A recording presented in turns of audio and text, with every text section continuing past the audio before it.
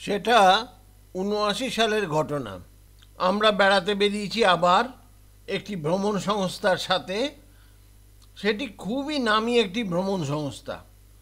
তখনকার ওই সকল ভ্রমণ সংস্থার ব্যবস্থাপনাও অন্যরকম ছিল এখনকার তুলনায়। একটি 2 টায়ার কম্পার্টমেন্ট পুরোপুরিভাবে আমাদের আস্তানা ছিল। তখন কম্পার্টমেন্টগুলোর কেঠো বেঞ্চিতে দুটো লোয়ার বার্থের মধ্যে তক্তা দিয়ে আর একটা বার্থ সৃষ্টি করা হতো। আমরা মানে আমি, মা, বাবা এবং আমার বোন দেবী ও দাস কাকুদের ফ্যামিলি মানে কাকু, কাকিমা, দীপ্ত, খোকন, আমরা এই স্পেশালে চাপলাম 24 ডিসেম্বর রাত্রিবেলায়। সকালবেলায় আমাদের ব্রেকফাস্টে বিভিন্ন খাবারের সাথে এক টুকরো কেকও ছিল, ক্রিসমাস বলে। দাস কাকু বললেন, দেবু, খ্যাটনটা বেশ ভালোই হবে মনে হচ্ছে। আমরা দেখলাম ট্রেনের মধ্যেই রান্না হচ্ছে বড় বড় স্টোভ জ্বালিয়ে, যদিও সেটা পুরোপুরি বেআইনি ছিল। পরের দিন সকালবেলা আমরা প্রথমে গেলাম এলাহাবাদ, যেটা এখন প্রয়াগরাজ হয়েছে। সেখানে আমরা ত্রিবেণী সঙ্গমে স্নান করলাম এবং নেহেরুর আদি বাড়ি, যেটা আনন্দ ভবন নাম, সেটাও দেখলাম। তারপরে ট্রেনটা নিয়ে গেল কম্পার্টমেন্টটাকে আগ্রা স্টেশনে, একটা সাইডিংয়ে দাঁড় করিয়ে দিল। সেইখানে আমরা একদিন দাঁড়িয়ে মথুরা বৃন্দাবন ভিজিট করলাম, মথুরা বৃন্দাবনের বাঁকে বিহারী মন্দির দেখতে। বাঁকে বিহারী মন্দির দেখে আমরা ব্যাক করে আসলাম। এসে পরের দিন গেলাম আগ্রা। আগ্রার ভিজিট করতে তাজমহল। আমরা তাজমহলের ভেতরে ঢুকে তাজমহলের ভেতরে যে অরিজিনাল সমাধি রয়েছে শাহজাহান এবং তার স্ত্রী মমতাজের, সেইটাও দেখলাম। তারপরে গেলাম ফতেপুর সিকরি। সেইখানে যেখানে তানসেন গান করতো সেই জায়গা দেখলাম বুলন্দ দরওয়াজা, বা মুঘল সম্রাট আকবর তৈরি করেছিলেন গুজরাট জয় করার পর।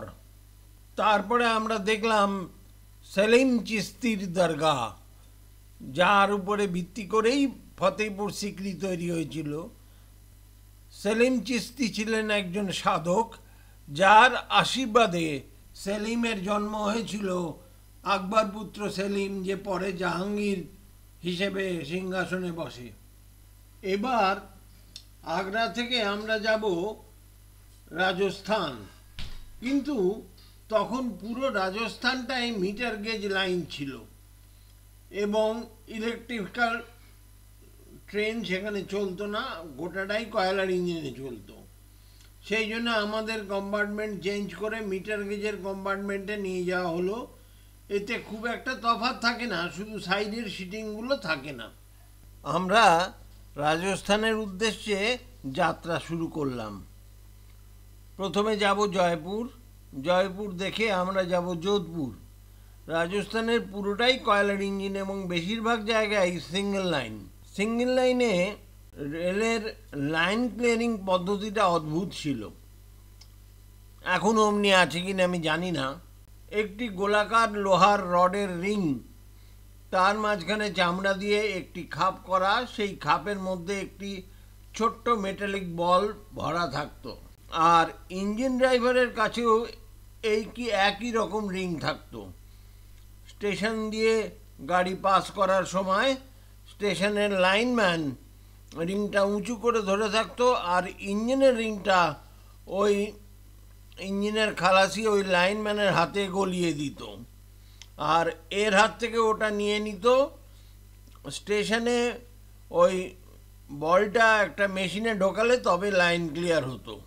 আমি জানলা দিয়ে দেখতাম এই সব। এক একটা স্টেশনে অদ্ভুত ফাঁকা থাকতো, শুধু স্টেশন মাস্টারের ঘরের সামনে একটা আলো আর স্টেশনের নাম লেখা বোর্ডের সামনে একটা আলো। অদ্ভুত ভৌতিক লাগতো স্টেশনগুলোকে। একদিন আমি হাওয়া খাওয়ার জন্যে দরজার সামনে দাঁড়িয়ে আছি। রাত তখন 7টা হবে। ট্রেনটা বেশ জোরেই চলছে। দেখলাম একটি স্টেশন পাস করছে।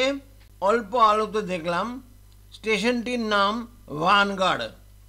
সেইখানে লাইনম্যানটি লাইন ক্লিয়ার দেওয়ার জন্যে ওই রিংটা উঁচু করে ধরে দাঁড়িয়ে আছে।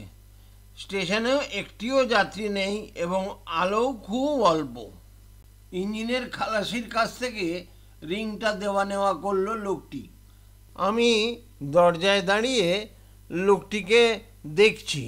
লোকটি আস্তে আস্তে মাস্টারের ঘরের সামনে আস্তে আস্তেই দেখলাম সে লোকটা কেমন যেন হাওয়ায় মিলিয়ে গেল। এটা দেখে আমার ভীষণ শিরদাঁড়া দিয়ে একটা ঠান্ডা স্রোত নেমে গেল এবং ভয়ে আমার মাথা ঝিমঝিম করতে শুরু করলো। আমি বসে পড়লাম ওখানে। পরের স্টেশনে লাইন ক্লিয়ার না পাওয়ার জন্যে ট্রেনটা দাঁড়িয়ে গেল। ওই স্টেশনটি বেশ বড় এবং যথেষ্ট আলোকিত। স্টেশনের নাম পিথৌরাগড়। স্টেশন মাস্টার হন্তদন্ত হয়ে এসে গার্ডকে জিজ্ঞেস করলো কি ব্যাপার। গার্ড জানালো রিং তো আগের স্টেশনে ভানগড়ে দিয়ে দেওয়া হয়েছে। এই কথা শুনে স্টেশন মাস্টার বলল, ভানগড় নামের তো কোনো স্টেশনই নেই। সেটা আগে ছিল, সেটা এখন অ্যাবান্ডান্ট ভৌতিক উৎপাতের জন্য। যাই হোক, ইঞ্জিন ড্রাইভারের কাছ থেকে তা সত্ত্বেও একটি রিং ছিল যেটি ভানগড়ে ভৌতিক লাইনম্যান দিয়েছিল। সেই বলটা নিয়েই বাকি লাইন ক্লিয়ার দেওয়া হলো। এই অভিজ্ঞতার কথা আমি জীবনে কোনো দিন ভুলতে পারবো না।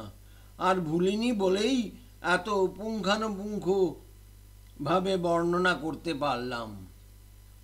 তারপরে আমরা এই ট্রাভেল কোম্পানির সাথেই কিন্তু অনেকখানি ঘুরেছিলাম, অনেক দূর পর্যন্ত। কিন্তু আমি এই ঘটনাটা কোনো দিন মন থেকে মুছে ফেলতে পারিনি।